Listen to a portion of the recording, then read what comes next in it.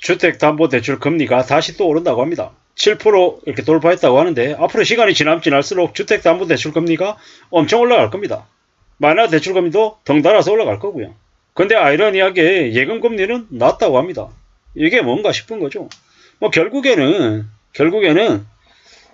무리하게 빚을 낸 사람들이 점점 더 궁지로 내몰린다라고 보면 맞겠습니다. 우리가 잘 알고 있다시피 경기대행구 완충자본 1% 적립 얘기가 2024년 5월부터이죠. 게다가 6월달에 미국이 기준금리를 올릴 수도 있다는 이야기가 파다하게 나와 있습니다.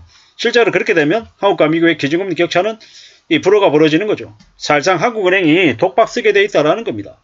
지금 연체도 엄청나게 폭증하고 있다고 얘기하고 있고요. 금융권의 연체 금액이 13조라는 얘기도 나오고 있습니다. 이게 뭔가 싶은 거죠. 지금 한국의 가계부채가 상상을 초월하는 수준이죠. GDP 대비 160%, 170% 이런 얘기가 나옵니다. 가계부채가 1900조가 넘는데 전세금까지 합하면 2600이라나 2700이라나 뭐 너무 이제 금액이 크다 보니까 그냥 무덤덤한 거죠. 빚을 엄청나게 많이 냈는데 그 빚의 규모가 너무 큰데 사람들이 별로 놀라지 않는 것 같습니다. 자영업자들 대출이 인당 5억이 넘는다는데 그 5억이 뭐 장난입니까? 보통 사람들이 평생 살면서 5억의 빚을 갚을 수가 있냐고요. 서울의 아파트 10억이다. 뭐 너도 다 10억 얘기하니까 뭐 10억이 뭐 애 장난인 것 같죠. 우스운 것 같죠. 근데 현실 세계에서 1억을 모으려면 보통 사람들이 얼마가 걸립니까? 7년 8년 걸립니다. 뭐 너도 나도 다 1억 이러니까 연봉 1억 받는 게 뭐 개나 소나 아무나 다 1억 받는 것처럼 이야기하죠. 부동산 사기치는 양아치 같은 놈들이 뭐라고 얘기합니까? 아 저기 대기업 이렇게 맞벌이하는 이렇게 부부들 젊은 30대들 둘이 합하면 연봉이 1억 5천이 넘는다고 그런 개소리를 하잖아요. 물론 그렇게 받는 사람이 있을 수는 있습니다. 근데 얼마나 될까요? 얼마나 대한민국에 1% 될까요? 2% 될까요? 3% 될까요? 모르긴 몰라도 극소수일 겁니다. 되게 옆집 사람들 너도 나도 전부 다 1억 2억씩 다 버는 것처럼 그렇게 뻥튀기해서 얘기한 거죠. 현실은요. 딴판이라는 겁니다. 뭐 집값이 10억이다. 뭐 잠실의 아파트가 뭐 15억 하던 게 다시 18억 됐다. 20억 됐다. 뭐 둔촌주공에 뭐 3억이 올랐다. 강남에 뭐 잠원동에 뭐 압구정동에 아파트 가격이 5억이 올랐다. 7억이 올랐다. 개소리 하지 말라는 거죠. 오르든지 말든지 그건 진짜인 것 같지만 막상 자기 집 팔라 그러면 안 팔리잖아요.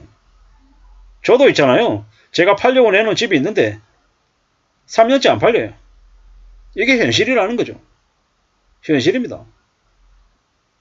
뭐 있잖아요. 되게 잘 팔리고 되게 가격이 많이 오르고 뭐 천정부지 2배, 3배, 5배 이러는 것 같지만 어떤 집들은 거의 5년 전이나 10년 전이나 지금이나 가격 차이가 별로 안 나온 데도 있고 또한 팔려고 내놨지만 사람들이 꺼리는 지역 그리고 끌리는 뭐 상황이다 이러면은 안 산단 말이죠. 보통의 사람들 대한민국에 있는 대부분의 평범한 사람들에게 집은 어떻습니까? 사는 건 쉽지만 파는 건 매우 어렵습니다. 그리고 그 집을 살 때 자기 돈으로 다 사냐고요. 대출 껴서 사잖아요. 대출 껴서. 대출 껴서 보통 통상적으로 뭐라고 생각합니까? 아 그냥 대략적으로 시작하고 뭐 이래저래 얘기하지만 다들 그렇게 얘기합니다. 너무 쉽게 얘기합니다. 만만하게. 근데 집을 살 때 자기 돈으로 사는 사람도 잘 없고 대부분의 경우는 빚내서 사고 그 빚내서 집 사면 뭐 5년, 뭐 7년, 10년짜리 빚냅니까? 기본이 30년입니다. 요즘은. 좀 지나면 40년짜리 빚을 내가지고 집을 산다 그러고 나중에 지금의 20대, 뭐 10대 후반의 청년들이 나중에 또 20, 30대가 되면 50년짜리 대출 받아가지고 살려고 하겠죠. 이게 현실이다라는 겁니다.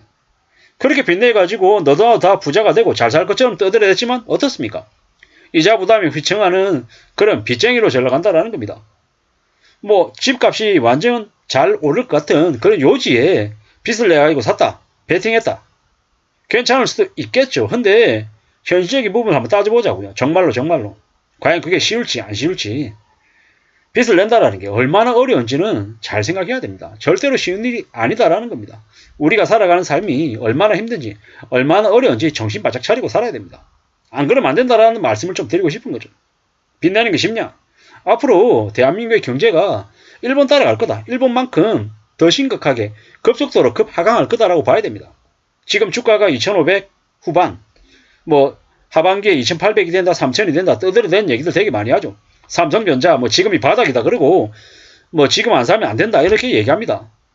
뭐 그들이 하는 얘기는 그냥 그들의 얘기일 뿐인 겁니다. 보통 사람들이 지금 삼성전자가 중요하냐고요. 안 중요합니다. 집값이 중요하냐? 그렇지 않다라는 겁니다. 내가 지금 대출 이자를 50만원 내고 있는데 좀 지나면 그게 80만원 되고 100만원 되고 150만원 될 수 있다는 게 이게 현실이라는 겁니다. 이런 무서운 상황에서 어떻게 해야 됩니까? 3끼 먹는 거 2끼로 줄여야 되고 2끼로 먹는 거 1끼로 줄여야 되고 어디 식당에 가서 밥 먹는 거 편의점 도시락으로 때워야 되고 편의점 도시락으로 때울 거 그냥 집에서 싸온 도시락으로 해결해야 되는 아니면 안 먹어야 되는 그런 상황까지 지금 와 있다라는 겁니다. 이렇게 무서운 시대를 살고 있는데 주택담보대출 이자가 7%라는 게 얼마나 무서운 얘기인지를 사람들이 별로 못 느끼는 것 같습니다. 아니 구질구질하게 꼴랑 7% 이자 가지고 그러냐 이렇게 얘기하는 사람들도 많습니다.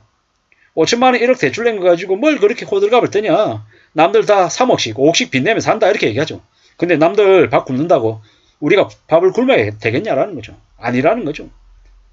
정말로 우리가 살아가는 삶이 얼마나 무서운지는 아마 시간이 지나면 지날수록 뼈저리게 느낄 것 같습니다. 그래서 어떻게 살아야 됩니까?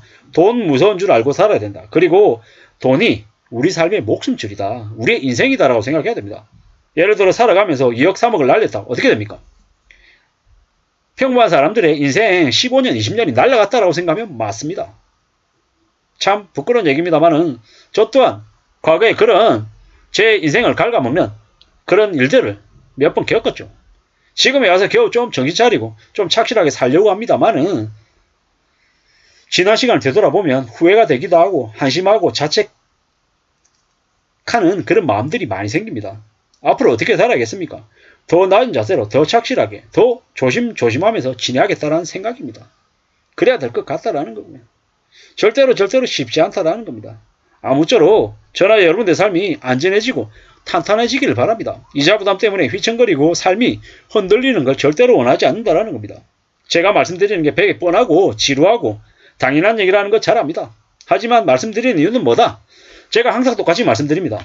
첫 번째는 제가 잘나서가 아니고 제가 기도 얇고 한심하고 이 다혈질이고 인생을 그동안에 너무 엉망으로 살아왔기 때문에 앞으로라도 지금 이 시간 이후부터라도 정신 차리라고 제가 제 스스로에게 잔소리하는 게 첫 번째다. 두 번째, 저같이 한심한 인간이 이런 마음을 먹고 산다라는 걸 반면교사 삼아서 다른 분들도 조금이나마 좀 올바른 마음, 좀 더 보수적인 마음을 가지고 삶을 잘 꾸려갔으면 좋겠다라는 바람에서 말씀드리는 겁니다. 뭐 제가 이렇게 말씀드린다고 유튜브 광고 수익이 엄청나겠습니까? 조회수가, 구독자 수가 엄청나겠습니까? 아니라는 거죠.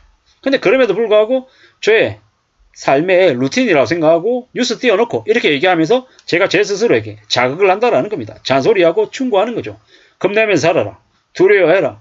바짝 달라붙어서 착실하게 지내라는 얘기를 하면서 오늘도 하루를 마감해 보려고 하는 겁니다. 아무쪼록 저나 여러분들의 삶이 안전해지고 탄탄해지기를 간절히 바랍니다. 감사합니다.